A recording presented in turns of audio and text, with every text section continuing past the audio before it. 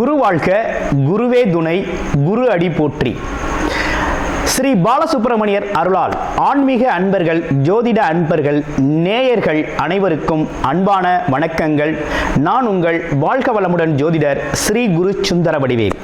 இப்போ பார்த்தீங்கன்னா இந்த வருடத்தின் 2025 மூன்றாவது பெயர்ச்சியான ராகு கேதுக்களின் பெயர்ச்சியை பற்றி முழுமையாக பார்க்க இருக்கிறோம். இவங்க பார்த்தீங்கன்னா வருகின்ற மே மாதம் 18ஆம் தேதி ஞாயிற்றுக்கிழமை பெயர்ச்சி ஆகுறாங்க. மீன ராசியிலிருந்து கும்ப ராசிக்கு ராகு பகவானும், அதே நேரத்தில் கன்னி ராசியில் இருக்கக்கூடிய கேது பகவான் சிம்ம ராசிக்கும் பெயர்ச்சி ஆகுறாங்க. இவங்க எப்போதுமே பார்த்தீங்கன்னா ரிவர்ஸ் டைரக்ஷனில் தான் இவங்க பெயர்ச்சி பலன் அப்படிங்கிறது இருக்கும். ராகு கேதுக்கள் சாயா கிரகங்கள் அப்படின்னு சொல்லக்கூடிய இவங்களோட பலன்கள்லாம் எப்படி இருக்கும் அப்படின்னு பார்க்கையில், அதுக்கு முன்னால் ராகு கேதுக்கள் எப்படிப்பட்டவர்கள் அப்படிங்கிறதையும் சின்னதாக நம்ம தெரிஞ்சுக்கலாம். ராகு அப்படிங்கிறவர் பார்த்தீங்கன்னா உலக போகங்களை அனைத்தையும் கொடுத்து பிற்பகுதியில் அதற்கான அனைத்து விதமான வாய்ப்புகளையும் கொடுப்பார். ராகு உலக போகங்களில் அனைத்து விதமான வாய்ப்புகளையும் கொடுத்து பிற்பகுதியில் அதன் மூலமாக சின்ன சின்ன தவறுகளை செய்ய வச்சு சிறு தண்டனைகளையும் கொடுக்கறது மட்டும் இல்லாமல் கொடுக்கிறவர் தான் ராகு. கேது அப்படிங்கிறவர் பார்த்தீங்கன்னா ஆரம்பத்திலேயே பல்வேறு விதமான கஷ்டங்களையும் துன்பங்களையும் இன்னல்களையும் கொடுத்து தன்னோட பிறப்பின் நோக்கத்தை அறிய செய்து பிறகு அவங்களுக்கான வசதி வாய்ப்புகளை கொடுக்கிறவர் தான் கேது பகவான். இருவருமே ஒருத்தருக்கொருத்தர் பெரிய பலம் வாய்ந்தவர்களாக இருக்கிறாங்க.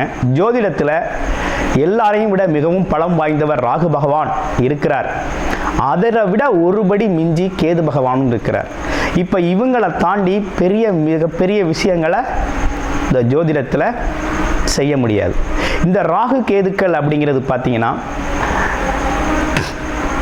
சந்திரன் சூரியனை நெருங்கி செல்லுது அப்படின்னா சந்திர கிரகணம், சூரிய கிரகணம் அப்படிங்கிறது ஏற்படக்கூடிய ஒரு அமைப்பு இருக்குது. அடுத்து ராகு கேதுக்களுக்கு இடையில் ஒருத்தரோட பிறப்பு ஜாதகத்தில் கிரகங்கள் அனைத்துமே அடைபட்டு போச்சு அப்படின்னா கால சர்ப்ப தோஷம் அப்படிங்கிற ஒரு பாதிப்பு ஏற்படும்.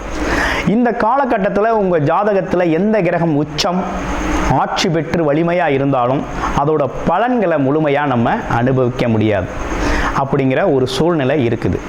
இப்படிப்பட்ட கிரக அமைப்புகளோடு இருக்கக்கூடிய ராகு அப்படிங்கிறது பாட்டனார் சம்பந்தப்பட்ட வம்சவழி சம்பந்தப்பட்ட விஷயத்தையும், கேது அப்படிங்கிறது ஆன்மம் உள்நிலை சம்பந்தப்பட்ட விஷயத்தையும், அம்மா வர்க்கம் சம்பந்தப்பட்ட விஷயத்தையும் குறிப்பெடுத்து தரக்கூடிய ஒரு அமைப்பு அப்படிங்கிறது தான் ராகு கேதுக்கள். இப்படிப்பட்ட ராகு கேதுக்கள் என்ன விதமான பலன்களை தர இருக்குது, இதில் உங்களுடைய ராசிக்கு இந்த பெயர்ச்சி பலன்கள் எப்படி இருக்குது அப்படிங்கிறத முழுமையாக இப்போ பார்க்க இருக்கிறோம். மீனம் ராசி காலச்சக்கரத்தின் 12வது ராசி, மோட்ச ராசி, உபயம் ராசி அப்படின்னு சொல்லக்கூடிய வகையில் பிறருக்காக தன்னோட வாழ்க்கையை தியாகம் செய்யக்கூடியவர்கள். அது மட்டும் இல்லாமல் துறவரம் மேற்கொள்வது, ஆன்மீக நாட்டத்தோடு இருக்கிறது, இதெல்லாம் பார்த்தீங்கன்னா மீனராசிக்கு பிடித்தமான சில விஷயங்கள். தனித்து செயல்படுறது, ஆமாம், கூட்டணி செயல்பாடை விரும்பாமல் இருக்கிறது. அது மட்டும் இல்லாமல் பார்த்தீங்க அப்படின்னா பிறருக்கு உபயோகமாக இருக்கிறது. ஏதோ ஒரு செயலோ காரியமோ தனக்கு நடக்குதோ இல்லையோ, தனக்கு செஞ்சுக்கணும் அப்படி இல்லையோ மற்றவங்களுக்காக தன்னோட சேவை, நேரம், உழைப்பு இது எல்லாத்தையும் தியாகம் செய்யக்கூடியவர்களாக இருக்கிறீங்க. இப்போ உங்களுக்கு என்ன நடக்க இருக்கு? ராகு கேது பயிற்சி. இவ்வளவு நாளாக ராகு கேது ராசியிலே இருந்தாங்க, 7ஆம் இடத்துல இருந்தாங்க. இப்போ பயிற்சி ஆகிருக்கு. ராசியிலிருந்து ராகு பகவான் 12ஆம் இடத்துக்கு ரிவர்ஸில் பயிற்சி ஆகிறார். எப்போதுமே சாயா கிரகங்கள்னு செய்யக்கூடிய ராகு கேதுக்கள் பார்த்தீங்கன்னாக்க அப்படியே மற்ற கிரகங்களுக்கு ஆப்போசிட்டாக தான் செயல்படும், ஆப்போசிட்டாக தான் அது பயணமும் நடக்கும். அந்த மாதிரி பார்க்கையில் 12ஆம் இடத்துக்கு ராகு பகவான் வர்றார். அடுத்து ராசியிலேருந்து 7ஆம் இடத்துல இருந்த கேது பகவான் 6ஆம் இடத்துல போய் வலிமை பெறார். அப்போ 6, 3, 6, 10, 11ஆம் இடங்களில் பாம்பு கிரகங்கள் இருக்கிறது அப்படிங்கிறது ரொம்ப நல்லது. ஆனால் இங்கே 6ஆம் இடத்துல இருக்க கேது அப்படிங்கிறது ஒரு நல்ல விஷயத்தை தான் உங்களுக்கு கொடுக்க போகுது. பயப்பட வேண்டாம். எதிரி, கடன் பிரச்சனை, நோய் பிரச்சனைக்கெல்லாம் ஒரு தீர்வு கிடைக்கும், உறுதியாக உண்டு. எதிரிகள்லாம் உங்களை பார்த்து அஞ்சுவாங்க, பயப்படுவாங்க, தள்ளி போகாங்க. போட்டியாளர்கள்லாம் கொஞ்சம் உங்களுக்கு இருக்க மாட்டாங்க. அதே போல் வேலையில் தொந்தரவாக இருந்த சிக்கல்லாம் மாறும். கூட வேலை பார்த்தவங்களாம் கொஞ்சம் தொந்தரவுகள் குறையும். மேலதிகாரியோட நட்பு கிடைக்கும். அவர் எதிரியாக பார்த்தவர் இப்போ அவர் நட்பாக பார்க்கக்கூடிய ஒரு நல்ல நிலை ஏற்படும். அடுத்து உடல் ஆரோக்கியம். வயதானவர்கள் உடல்நலக்குறைவு இருக்குது அப்படின்னா பார்த்தீங்கன்னா உடலில் ஆரோக்கியம் ஏற்படும். எங்கே வைத்தியம் எப்படி பார்த்தா வைத்தியம் நல்லாயிருக்கும், வைத்தியத்தில் எது இப்போ இந்த காலகட்டத்தில் உங்களுக்கு எது சிறப்பாக வரும், எது உடல் ஏற்றுக்கிறோம், அது மட்டும் இல்லாமல் எங்கே உங்களுக்கு இதுக்கான தீர்வு கிடைக்கும் அப்படிங்கிற அனைத்து தகவலோட உடல் ஆரோக்கியம் மேம்படும்.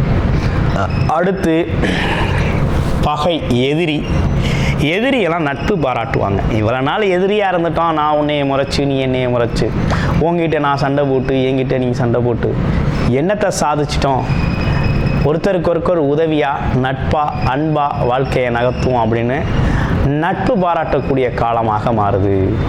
அடுத்து வேலைகள் நல்லா இருக்குது. அப்போ கிட்டத்தட்ட அடிமை ஜீவனம் ரொம்ப நல்லா இருக்கக்கூடிய ஒரு அமைப்பு அப்படிங்கிறது இருக்குது. அப்போ இன்னொரு விஷயம் என்னென்னா, பாம்பு கிரகங்கள், கெட்ட கெடுதல் செய்யக்கூடிய கிரகங்கள், கர்ம வினை கிரகங்கள்லாம் பார்த்திங்கன்னா மறைவு ஸ்தானத்தில் இருக்கிறது நல்ல பலன்களை கொடுக்கும். இப்போ ராகு அது மாதிரி 12ஆம் இடத்துல இருக்காரே, நல்ல பலன்களை தருவாரா அப்படின்னு பார்த்தோம்னா கண்டிப்பாக கொடுப்பார். எப்படி கொடுப்பாரு அப்படின்னா, வெளிநாடு யோகத்தை கொடுப்பாரு, வெளியூர் பயணங்கள் சம்பந்தப்பட்ட யோகத்தை கொடுப்பாரு. அதே போல் விரயங்கள், பெரும் விரயங்கள் மூலமாக அசையும் மற்றும் அசையா சொத்துக்களை உருவாக்குவார். தூக்கம், நல்ல போஜன விரும்பியாக உங்களை வச்சுருப்பார், விரும்பியதெல்லாம் கிடைக்கும் அப்படிங்கிற மாதிரி இருக்கும். அதே போல் பார்த்தீங்கன்னா அந்தரங்க சுகங்கள் அப்படிங்கிறதெல்லாம் ரொம்ப அதிகப்படுத்தி தருவார். அதே நேரத்தில் பார்த்தீங்க அப்படின்னா ராகு அப்படிங்கிறவர் இன்னொரு விஷயம், நல்ல விஷயங்கிறது இவெல்லாம் வந்துருச்சு, கெடுதலான விஷயமும் இருக்குது. உங்களோட பிறப்பு ஜாதகத்தில் சரியில்லாத ராகு கேது அமைப்புகள் ஸ்தானபலம் பெற்றிருக்கு அப்படின்னா அதில் கொஞ்சம் கவனம் எடுத்து பார்த்துக்கோங்க. ஏன்னா கேது அப்படிங்கிறவர் பார்த்தீங்கன்னா அரசுக்கு எதிராக சட்டத்துக்கு புறம்பான தொழில்களை செய்ய வைப்பார். கலப்படம் பண்ணுறதெல்லாம் வந்து ராகு பகவான் கலப்படத்தெல்லாம் உருவாக்குவார். அது மட்டும் இல்லாமல் இழி தொழில்கள்னு சொல்லக்கூடிய சில விஷயத்தில் ஈடுபடுத்துவார். அதே போல் பெண்கள் சம்பந்தப்பட்ட விஷயத்திலையும் ராகு பகவான் ஈடுபடுத்துவார். மண்ணாசை, பெண்ணாசை, பொன்னாசைன்னு சொல்லக்கூடிய அனைத்தையுமே ராகு பகவான் அதீத தனி துணிச்சலோடு இறக்கி விடுவார். அதனால் கொஞ்சம் கவனமாக இருக்கணும் இந்த விஷயங்களில்.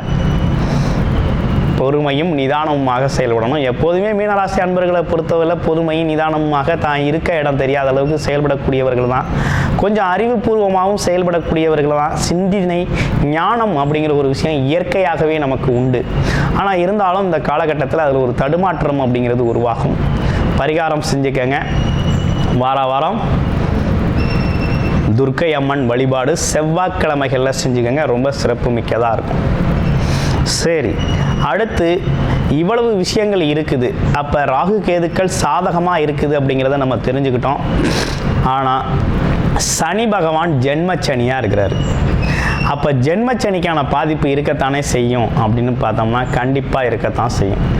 ராகுவை குரு பார்த்துடுறாரு, அதனால ராகு கட்டுக்குள்ளே வந்துடுவார். ராகுவால் இருக்கக்கூடிய பாதிப்புகள் உங்களுக்கு கிட்டத்தட்ட குறைஞ்சிரும்.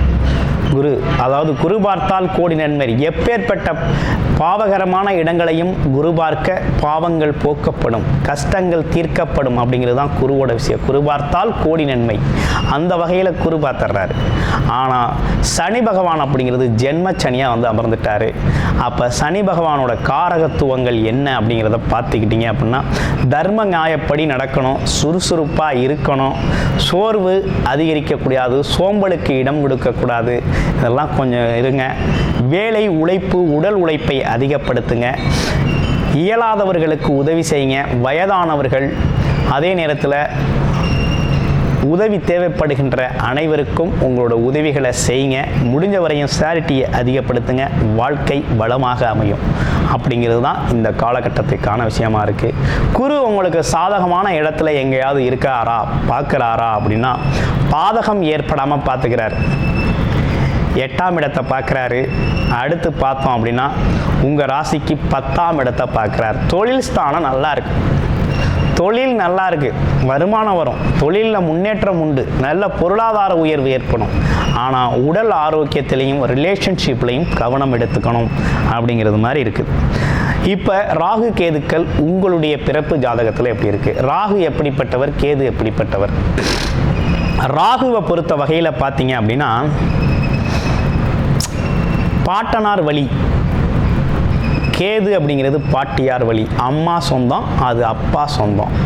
அப்படின்னா இந்த ராகு அப்படிங்கிறது குலதெய்வம் சம்பந்தப்பட்ட நம்ம குலம் சம்பந்தப்பட்ட விஷயத்தை குறிக்குது.